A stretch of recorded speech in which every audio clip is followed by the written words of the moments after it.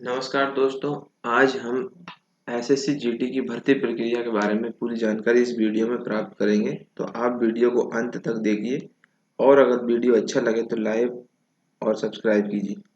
हम देखते हैं कि एसएससी जीडी की तैयारी करने के लिए हमें पढ़ाई के साथ साथ फिजिकल की तैयारी भी करना पड़ती है, क्योंकि रिटन एग्ज़ाम होता है इसमें सबसे पहले। तो सबसे पहले रिटन एग्ज़ाम की तैयारी तो हम करते ही हैं, लेकिन उसके साथ साथ फिजिकल की तैयारी भी करना पड़ता है।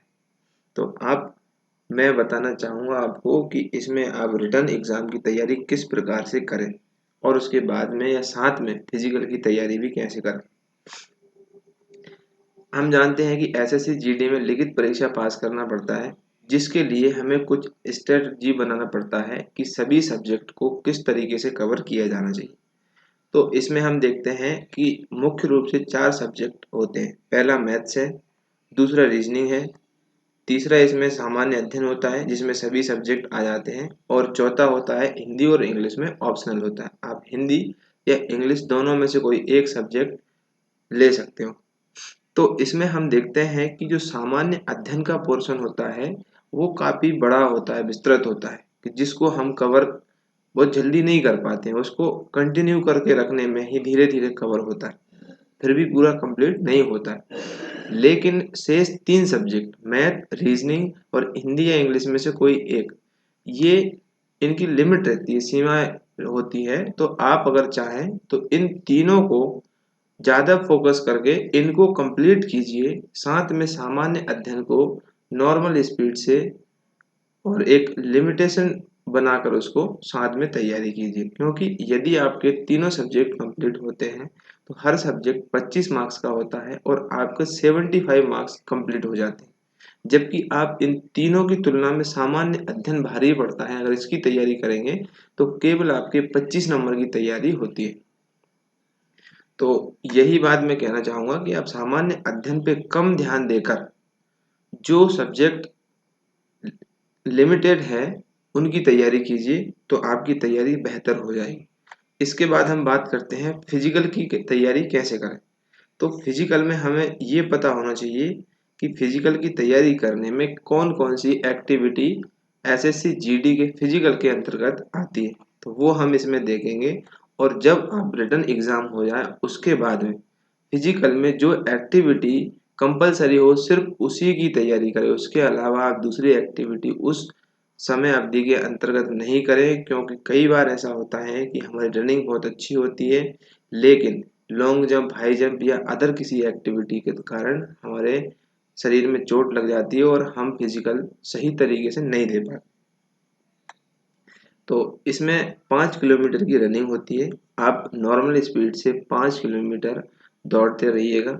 टाइमिंग लो तब 5 किलोमीटर दौड़ना, और वैसे नॉर्मल स्पीड प्रैक्टिस करने में 5 से 500 मीटर ज़्यादा दौड़ना, ताकि आपको रूटीन बना रहे।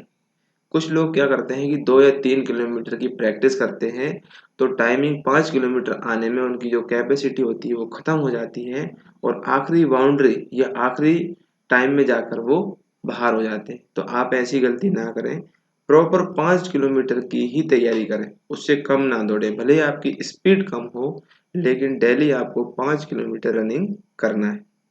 ठीक है। उसके बाद होती है हाइट आपकी, देखते हैं। तो हाइट में मैं इसमें कोई प्रैक्टिस की ज़रूरत नहीं है, लेकिन आपको जानकारी के लिए पता होना चाहिए कि सामान्य और ओबीसी वर्ग के लिए 170 सेंटीमीटर हाइट होती है। एससी एसटी वर्ग के लिए 168 सेंटीमीटर होती है। अगर कुछ या किसी की इससे कम हाइट होती है तो वो निराश ना हो। मेरा सिर्फ बताने का मतलब इतना है कि जिसकी हाइट 168 से कम है वो एसएससी जीडी की तैयारी ना करें, अपना टाइम वेस्ट ना करें।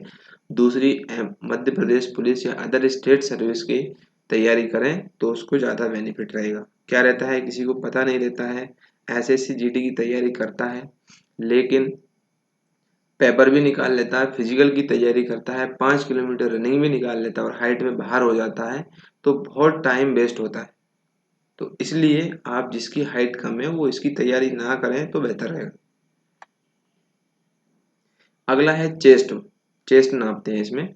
तो सामान्य और ओबीसी के लिए 80 से 85 सेंटीमीटर होता है। जैसे कि आप 80 सेंटीमीटर नॉर्मल आपका चेस्ट होना चाहिए और फुलाने पर 85 सेंटीमीटर होना चाहिए। SC/ST में कुछ रिलैक्सेशन दिया गया है जिसकी अब क्लियर जानकारी नहीं है, तो आप एक बार गूगल पर देख लीजिए। और सभी के लिए वजन 50 किलोग्राम या उससे अधिक होता है। इससे कम होगा तो भी आपको बाहर कर दिया जाएगा।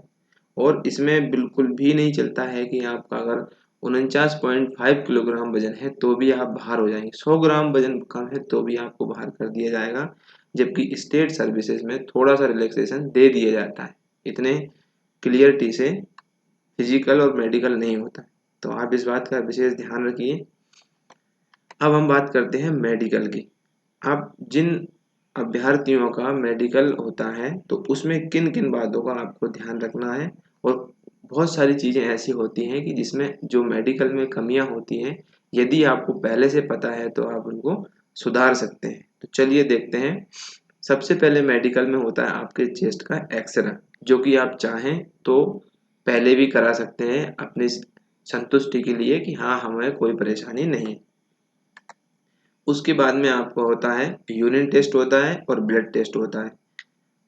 तो इसमें कोई प्रॉब्लम नहीं है आपको, फिर भी आप चाहें तो करवा सकते हैं, नहीं भी करवाएं तो कोई प्रॉब्लम नहीं, वहाँ पे भी करवा सकते हैं। अगला होता है आपके हाथ और पैरों के जोड़ों एवं हड्डियों की जांच होती है। इसमें आपकी किसी भी प्रकार की यदि हड्डी में कोई भी प्रॉब्लम है तो आप बिल्कुल बाहर हो जाएंगे, इसमें आप कुछ नहीं कर सकते हैं। तो इसलिए आप अपने हाथ पैरों को बिल्कुल सलामत रखें। मैं फिजिकल करते टाइम किसी प्रकार की कोई गहरी चोट नहीं लगना चाहिए। तो जो अभी मैंने आपको बताया है सिर्फ इतनी ही एक्टिविटी होती है, इसके अलावा और कुछ भी नहीं होता है। ना लॉन्ग जंप होती है, ना हाई जंप होती है, ना गोला फेंक होता है। तो आप उनकी प्रैक्टिस नहीं करें, कोई करता है करने दीजिए। अगला इसमें आता है कि आप नौकनी देखते हैं। नौकनी का मतलब ये होता है आप दोनों पैर से जब खड़े होते हैं तो आपके दोनों घुटने आपस में टच नहीं होना चाहिए, उनके बीच की दूरी देखते हैं। तो इसकी आप प्रैक्टिस कर सकते हैं। यदि आपको घुटने टच हो रहे हैं तो आप इसके बीच में जैसे सोते टाइम तकिया दोनों पैरों के बीच में रख के सो सकते हैं, वैसे भी कर सकते हैं। और अगर फिर भी हल्का फुल्का किसी का टच होता है तो मेडिकल के समय आपको डरने की जरूरत नहीं है। आप हल्का सा पैर को बाहर की तरफ लगा सकते हैं, उसमें फोर्स तो इतना नहीं देखते हैं, ये चल जाता है। इसके बाद में आता है आपकी फ्लैट फुट। फ्लैट फुट और कानों की जांच होती है। तो आप फ्लैट फुट और कान दोनों ऐसी चीजें, इनकी सफाई करके रखिए। कानों की सफाई के लिए आप हॉस्पिटल भी जा सकते हो। और पैरों की अच्छे से पत्थर से घिस के रखिए नीचे। अगर किसी का फ्लैट फुट है तो क्या रहता है, वो देखते हैं कि अगर जिसका फ्लैट फुट होता है वो वहां पर गंदा गंदा दिखता है, धूल चिपक जाती है उसमें। तो इसलिए आप उसको बढ़िया अच्छे से धुल के जाइए, और तो आप इसमें बच सकते हो। और जिसका नहीं है उसको कोई प्रॉब्लम नहीं, वो धुल के जाए नहीं भी जाए, भले मिट्टी में लगा के चला जाए तो भी कोई प्रॉब्लम नहीं आएगी। अगला आता है आपके आंखों की बात। आंखों में आपका विजन देखते हैं, वो विजन कितना होता है, और कलर देखते हैं। तो कलर विजन का मतलब होता है वो एक सामने चार्ट रखेंगे, उसमें कुछ वर्ड लिखे रहते हैं, उसको आपको पढ़ना है। तो एक तो इसमें एक टेक्निक आप यूज कर सकते हो कि जब दोनों आंखें खुली रहती है आप तुरंत उस लाइन को जल्दी से पढ़ लीजिए कि इसमें क्या है, अगर नहीं भी दिखता है तो। और जिसको दिखता है उसको कोई प्रॉब्लम नहीं। जैसे आप खड़े रहते हैं या दूसरे का मेडिकल होता है तो उस टाइम आप ध्यान दीजिए, फालतू खड़े नहीं रहना वहां पे। और डरने की भी जरूरत नहीं है, लेकिन आप इस तरीके से कर सकते हैं। 4-5 वर्ड तो पढ़वाते हैं वो, अगर आपको नहीं भी दिख रहा है तो आप उसको पहले दोनों आंखों से देख लीजिए जल्दी से। तो आप इस तरीके से मेडिकल में उनको थोड़ा चकमा दे सकते हो। और कलर ब्लाइंडनेस है तो इसमें क्या करते हैं, वो एक वहां पर कलर लगा रहता है हल्का सा, वो कलर आपको दूर से देखने में समझ में नहीं आता कौन सा कलर है। तो आप जल्दबाजी ना करें, बिल्कुल देख के आराम से बताइए, तो कोई गलती नहीं होगी। आप गलत बताएंगे तो भी वो मना नहीं करते, वो आगे बढ़ते चले जाते हैं, लास्ट में फाइनल डिसीजन लेते हैं कि क्या करना है। इसलिए अच्छे से सोच समझ के देख के बताइए, कोई घबराने की जरूरत नहीं होती। और आखिरी जांच होती है आपके दांतों की। दांतों की जांच में दांत कम नहीं होना चाहिए। अगर आपके दांत में किसी प्रकार से कोई दांत खिर गया हो या टूट गया हो, कुछ हो गया हो, और आप फिजिकल पास कर चुके हो या आपका एग्ज़ाम निकल गया है तो आप वो दाँत लगवा लीजिए अच्छे से, तो आपको कोई प्रॉब्लम नहीं आएगी। दाँत लगवाते समय डॉक्टर को ये बता दीजिए कि आप मेडिकल के लिए दाँत लगवा रहे हैं, ताकि ऐसा दाँत नहीं लगाए, वो अच्छे से ओरिजिनल दाँत लगाए जिसकी जाँच आसानी से नहीं होती है। तो दाँत आप लगवा सकते हो और उसमें आपको कोई बाहर नहीं करेगा। दाँत आपका नहीं रहेगा तो आपको बाहर कर दिया जाएगा। और आखिरी होता है आपके गुप्त अंगों की भी जाँच होती है। इसमें आप ये बिल्कुल ना सोचना कि वो शर्माएँगे, कि वो किसी प्रकार की जाँच नहीं करेंगे। वो बिल्कुल अच्छे तरीके से आपके सभी अंगों की जाँच करते हैं। तो यदि आपको कोई प्रकार की प्रॉब्लम है तो आप डॉक्टर से सलाह लीजिए और उसको जल्द से जल्द ठीक करवाइए, नहीं तो आप आखिरी स्टेज पर बाहर हो जाएँगे। ये हमने मेडिकल की, फिजिकल की और एग्ज़ाम की तैयारी की है। यदि आपको वीडियो अच्छा लगा तो बिल्कुल शेयर कीजिए, सब्सक्राइब कीजिए और भी मैं कोशिश करूँगा एसएससी जीडी या अन्य एग्ज़ाम से रिलेटेड आपको वीडियो प्रोवाइड कराने की।